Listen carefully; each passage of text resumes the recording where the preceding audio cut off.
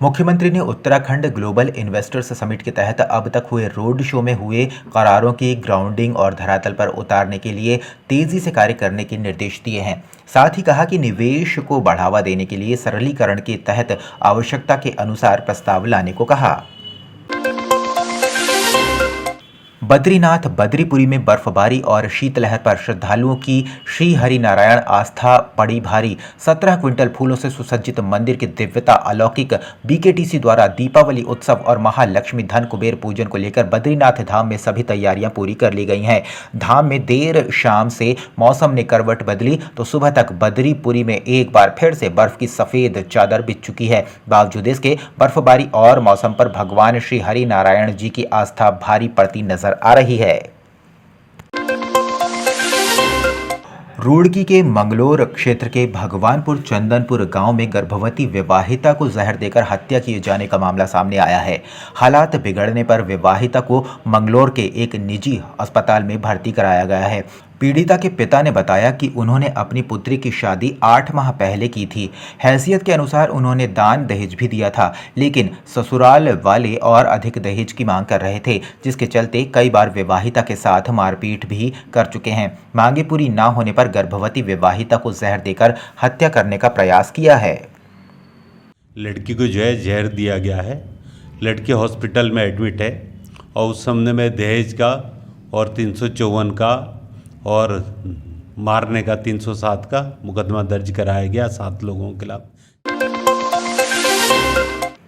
उत्तराखंड समेत संपूर्ण उत्तर भारत में पिछले कुछ समय से भूकंप के आने की दर लगातार तेज हो रही है। पिछले 1 महीने में ही उत्तर भारत में 3 से 4 बार भूकंप के झटके महसूस किए जा चुके हैं। ऐसे में कानपुर IITI के वैज्ञानिकों ने यह आशंका जताई है कि जिस तरीके से लगातार भूकंप आ रहे हैं, आने वाले समय में यह एक बड़े भूकंप की चेतावनी है। इस विषय पर वादिया इंस्टीट्यूट ऑफ हिमालयन जियोलॉजी के डायरेक्टर काला चंद साई ने बताया कि पिछले कुछ समय में किए गए अध्ययनों से यह पता चलता है कि हिमालय क्षेत्र के नीचे काफी मात्रा में एनर्जी स्टोर है। लगातार भूकंप के झटके महसूस किए जा रहे हैं।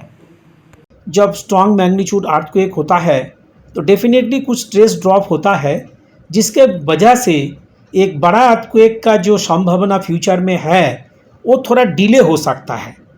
और स्टडी हमारा ये भी बता रहा है, हमारा पास इतना सारी 5 के ऊपर मैग्नीट्यूड के 5 मैग्नीट्यूड के ऊपर अर्थक्वेक आया है, तो इस रीजन में काफ़ी ज़्यादा सब सरफेस में फॉल्ट फ्रैक्चर रप्चर पैदा हुआ है, जो वीक जोन एक्ट करता है, जिसके थ्रू बड़ा अर्थक्वेक का लोअर मैग्नीट्यूड के तरफ आने का संभावना को भी दिखाई देते हैं।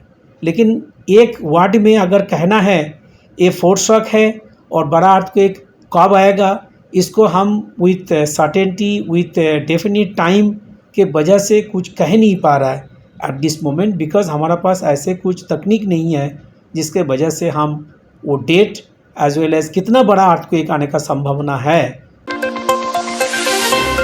सूबे के पहाड़ी क्षेत्रों में मौसम का मिजाज एक बार फिर से बदल गया है। मौसम विभाग के द्वारा एक बार फिर से ऊंचाई वाले इलाकों में हल्की बर्फबारी और निचले इलाकों में बारिश का पूर्वानुमान जारी किया है। बारिश का पूर्वानुमान जारी किया था वो बद्रीनाथ धाम सहित जोशीमठ के ऊंचाई वाले स्थानों पर सटीक साबित हुआ है। बद्रीपुरी में जहां देर शाम से हल्की बारिश और बर्फबारी हुई है, वहीं जोशीमठ क्षेत्र के ऊपरी इलाकों में भी देर शाम से ही रुक रुक कर बारिश और हिमपात जारी है।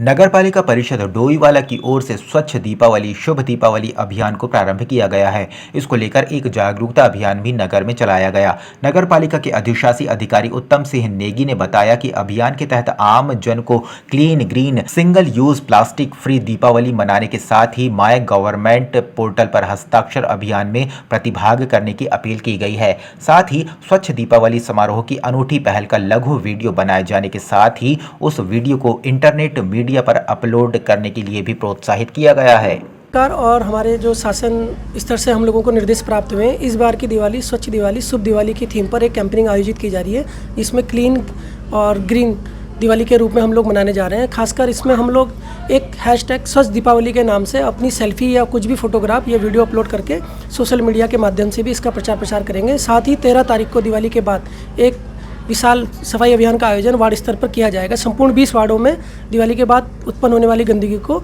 लार्ज स्केल स्तर पर नागरिकों के सहयोग से एक सफाई अभियान हम संचालित करेंगे इस बार।